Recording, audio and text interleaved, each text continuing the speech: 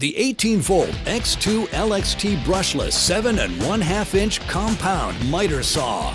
It's powered by two 18-volt lithium-ion batteries, so you get 36-volt power and runtime, but without leaving the 18-volt battery platform. The efficient MAKITA brushless motor with soft start delivers 5,700 RPM.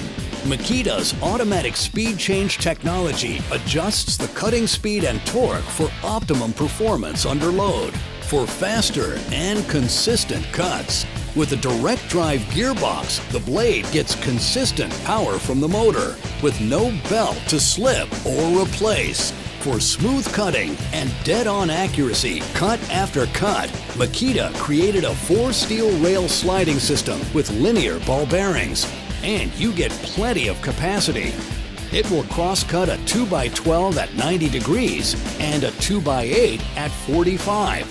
The XSL02Z is equipped with star protection, communication technology between the tool and battery that protects against overload, over-discharge, and overheating.